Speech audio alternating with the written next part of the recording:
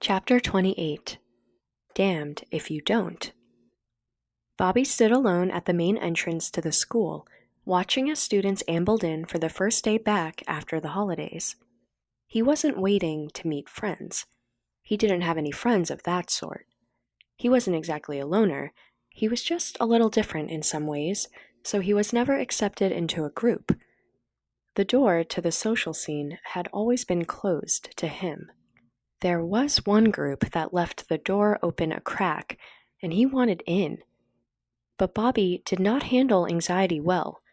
When he wanted to be cool, he freaked out. When he tried to be the fun guy, he ended up being obnoxious. When he liked someone, he acted like a creep.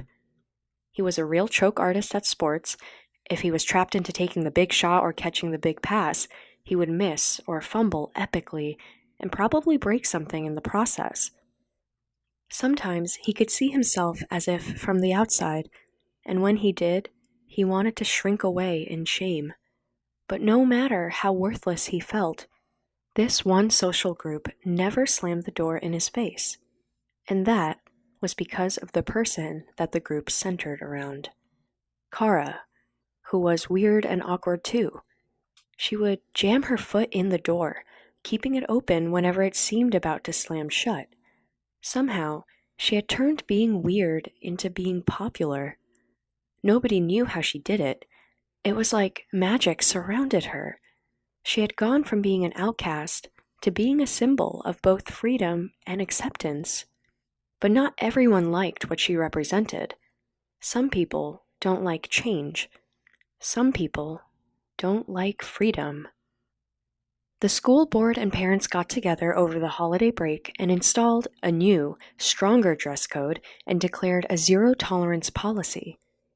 In their arrogance, they had thought they were the ones really in charge. The group that Cara had inspired then organized on MySpace to break the dress code in some way, and the message of civil disobedience spread through all of the media that was under teenager control until it was in full force when the first buses arrived in 2007. There were dress code violations everywhere, from suggestive t-shirts to yoga pants.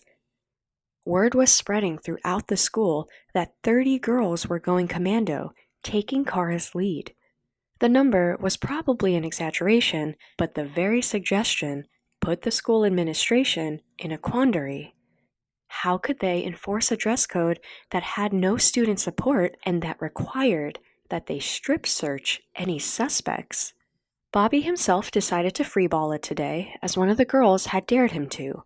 He was totally on board. The principal and his assistant were on the sidewalk before the first buses arrived, preparing to pull any violators aside and crush the rebellion before it could gain momentum. But they were unprepared for the onslaught of rebels, so they quickly retreated to their offices. Then, Cara nearly upended everything when she stepped off of her bus, dressed in a button-up white blouse and long plaid skirt over white stockings, as if she was determined to not only follow the letter of the dress code, but also its intent. It was a slap in the face to everyone who had raised this former outcast onto a pedestal and who were marching as if to war with her formerly tiny miniskirt raised atop their flagpole. As if that were not bad enough, when Cara and her sister approached the lockers, they were greeted with a hug by Cookie, of all people. This was sure to knock Cara out of many kids' top 8. It wasn't a complete surprise to those who were her friends on MySpace, because Cara and Lena had sent several messages about burying the hatchet with Cookie. But most of the school remembered what a mean girl Cookie had been, and they were relishing Cookie's fall in the Leesburg social structure. Cookie represented the opposite of what they had loved about Cara. Andy walked up to Bobby as he watched the sad spectacle unfold, and as Cara's social status was collapsing. She nudged him and said, "Beat off to that." Bobby winced. When Cara had suggested that Bobby masturbate anytime he couldn't stop obsessing over her, the advice had gone viral on both MySpace and Facebook, and he became the butt of jokes, even at other schools. He knew his behavior didn't help. Everyone could see that he had a huge crush on Cara, but Kara's status had risen, and she liked him, so being starstruck was forgivable. Except now, her popularity was waning. Before this turn of events, Bobby had thought he was lucky because Cara was in all 3 of his classes to start each day of school.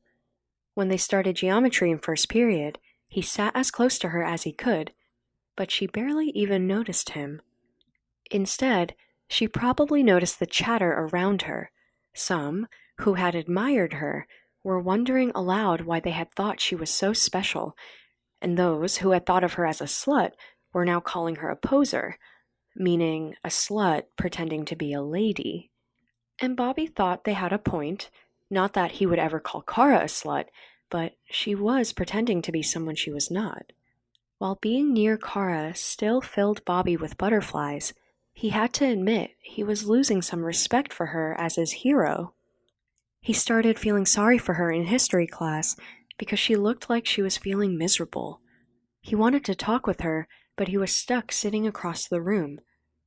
One boy muttered, "Traitor," loud enough for even Bobby to hear when he walked past her at the end of class. When they arrived at the lab for chemistry class where the revolution started last year, Bobby saw that nobody was sitting at the table with Cara, so he asked if he could sit with her. Cara smiled enthusiastically and replied yes quickly, as if she was afraid he wouldn't ask, and despite whatever cachet Cara was losing today, Bobby felt lucky. Then, unexpectedly, the principal entered the lab and told everyone that the chemistry teacher called in sick, and there were no more subs, so there would be no class today. A few people laughed. Since Leesburg High had the briefest holiday break of any school around, many students had taken bets earlier about which teachers would not show up. The teachers were no better than the students, and every year, the laziest of them would try to squeeze one more day out of the holiday break. Many students snagged their belongings and hurried out the door without delay, but Cara didn't move a muscle. "Don't you want to leave?" Bobby asked as he stood up to leave himself, but then he sat right back down when he saw the disappointment on Cara's face. "Where would we go?" Cara countered. All Bobby heard for a moment was that she used the word we, but then he said, I don't know. We aren't allowed to wander the halls. Maybe the library?" Cara sighed, then shook her head. Bobby tried to contain his enthusiasm because if he heard right, she seemed to want to spend the next 50 minutes in the lab with him. He was excited to be with her, even in her misery, and he wondered if that was the wrong thing to feel. Cara reached into her purse and pulled out a fancy telephone and started pressing buttons, but she was quickly frustrated and complained, "I don't know how to get this stupid thing to work. I just want to text my sister and tell her what happened." "I don't think you're allowed to text people during class time," Bobby said, sounding more critical than he intended. Cara shook the phone and appeared ready to hurl the phone across the room, but pulled back just in time. "I'm so sick of people telling me what I can't do, what to say, what not to say. Now everyone hates me again. She spat out, then immediately she started apologizing and put her head on the table, looking away and hiding her face. Bobby sat still for a moment, unsure of what to do at a moment like this, and finally he asked, "Can I see your phone? It looks like my mom's. Maybe I can figure it out." Cara held the phone out to him without raising her head from the table. Bobby looked at the phone for about 5 seconds, then he handed it back to Cara with Alex's name in the corner and the cursor waiting for Cara's message. Cara lifted her head, wiped away a few frustrated tears, then forced a smile. "How did you do that?" Bobby showed her step by step. Cara leaned into him to see better. She was seemingly oblivious to the effect she had on him. "You can do a lot of cool stuff with this phone," he said, imbued with a rare sense of confidence, and he was eager to keep her leaning on him. You can get on the web," he said. Then he logged onto his Facebook wall where he had a picture of a cat LOLing, which made Cara laugh. He showed her how to play Tetris, and then he took a picture of Cara, who playfully stuck out her tongue. And after he got her good and happy, Bobby cleared his throat, finally responding to what Cara had worried about earlier. And people don't hate you. Never think that. They just know who they saw earlier wasn't you. This is you. Right here. What they love about you. What I love about you is that you insisted on being yourself no matter what people thought of you. You know, how you laugh in the middle of class when nobody else knew the joke, how you'd kiss your sister in front of everyone, or how you'd show off when you knew an answer in class. Cara pointed across the room and flashed a teasing smile. Or show off on that seat over there? Bobby laughed uncomfortably. Yeah, that too. Cara frowned nervously. Is that why you like me? Bobby shook his head. I like you because you're the nicest girl in school. But you'd like me better if I was still like that? Cara asked with more worry than curiosity. Bobby hesitated. His reputation had become so shallow, he almost believed it himself, and he had to remind himself that it wasn't true. I'd like you more if you would just be yourself. Can't I be myself in these clothes? Cara asked, tapping the thick fabric of her skirt once, as though she didn't even want to touch it. Can you? Bobby turned the question back to her. I don't think so. It's not the clothes. It's the fact that you look so uncomfortable in them. Why are you wearing them? Did the school threaten you if you didn't dress like this? Cara bit her lip and tried to change the subject. What about you? Do your clothes make you feel more like you? What does this t-shirt say about you? Bobby pointed at the peace sign on his 100% rebellious tie-dyed shirt and said, My parents were like hippies in the 80s, so I guess that rubbed off on me a little. And the socks? She pointed at a tiny sliver of daylight between the hem of his pants and his shoes, where she shouldn't be able to see anything. Okay, so I'm a Star Wars fan, so sue me, Bobby said, smiling and trying to figure out what part of the loud socks she might have seen. And then he added with mock indignation, And I'll have you know, there are no rules against crazy-looking socks. I've never heard you talk like this before, Cara said, laughing. You sound so wise. Bobby blushed, but it was true. She had somehow put him at ease, so he stopped putting his foot in his mouth. Then she looked at him like she had never looked at him before, with a kind of longing that made him nervous, until he realized that Cara wanted his permission, as if his opinion really mattered. So, do you think I should wear something different? You should wear what makes you happy, Bobby replied without hesitation. If this makes you happy, then you should wear this. Cara shook her head. She stood up and kissed him quickly on the forehead, then said, I'll be right back. She was at the door before Bobby could even stand up. So, I'll wait for you here? Bobby asked, then changed the question to a statement and sat back down. I'll wait here. He tapped his fingers on the table and wondered when did he get smart enough to give anyone advice. He wasn't smart, he reminded himself, which started the typical downward spiral he was prone to. He went over every word he had told Cara, convincing himself that every word was the stupidest thing in the world to say. Maybe she had walked away so she could be with her real friends and laugh at what a fool he was for caring about her. Yeah, those were the kinds of thoughts that had paralyzed him throughout his life. But when Cara returned 5 minutes later, Bobby couldn't decide what was more surprising. Her hair was puffed up like she went crazy with a hairdryer and stepped into an 80s movie. She replaced the long plaid skirt with a cute blue mini. The leggings were gone, so her legs glowed from the hem of her miniskirt to the classic Converse sneakers on her feet. But the thing that stood out was the white t-shirt with the large red Superman symbol spread across her chest. She struck a pose with both hands on her hips elbows out and a big smile on her face. "What do you think?" she asked. "You look beautiful," Bobby said. The new clothes looked great on her, but it was her smile that really brightened the room. "You have a thing for the flying guy, huh? Of course, who doesn't?" "This symbol means a lot to me," Cara said, pointing to her chest. "It's like what your t-shirt means to you. It's a part of me." Bobby nodded, not entirely tracking, but he felt happy just seeing her happy. "How did you change so fast?" he asked with a curious smile, but then his confusion deepened when he looked at her tiny purse.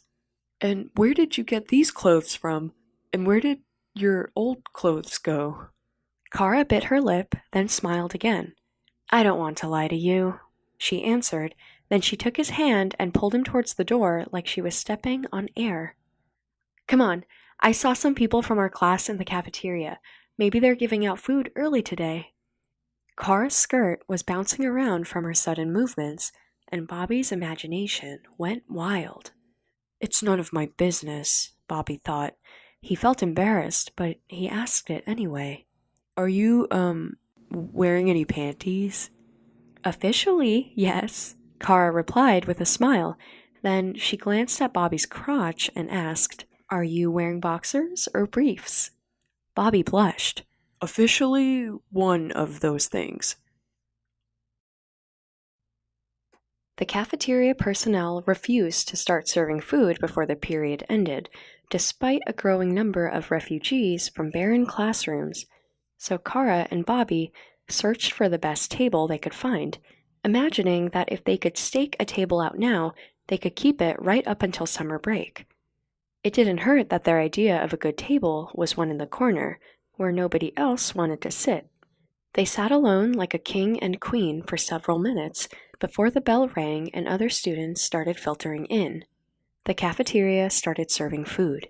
"Are you hungry?" Bobby asked.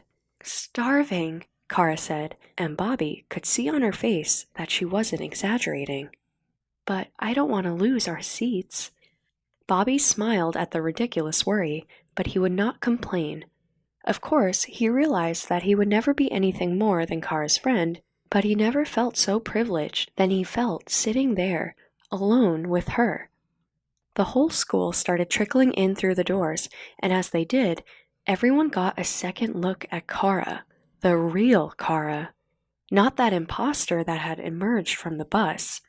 Eric and Cookie were at the front of the mob that poured into the cafeteria after the bell signaled the start of lunch, and many eyes were instantly fixated on them in confusion. Bobby's eyes were among the confused. "I never thought I'd see those two people together," Bobby said with barely hidden disapproval. "She has changed," Cara insisted firmly, "and they are in love." Bobby could tell that he shouldn't challenge what Cara was saying, so he said, "Then I hope they are happy forever." "That would be the best for everyone, believe me," Cara said, smiling, but then a dark cloud covered her face. "It would be a very sad day if they broke up. You have no idea." Bobby stared at her curiously. But Cara's face lit up when she saw Lena walk through the door. Bobby didn't recognize Lena at first, because she had dyed her hair black with gray streaks. She wore a bright red tank top with scandalous yoga pants and was clearly on board with the rebellion. Cara waved to her friend, who immediately rushed over the table with a smile even bigger than Cara's. Cara jumped from her seat to greet her. Lena stared at Cara from head to toe. She placed a hand in the middle of Cara's chest over the S. "Your mom is gonna be pissed," Lena said. Then she hugged Cara, as if in congratulations. While they hugged, Lena glanced down at Bobby with knowing eyes and whispered, "Thank you." Bobby shrugged, wondering what she could possibly be thanking him for. Next up was Cindy, the girl that had publicly challenged Bobby to forego his underwear.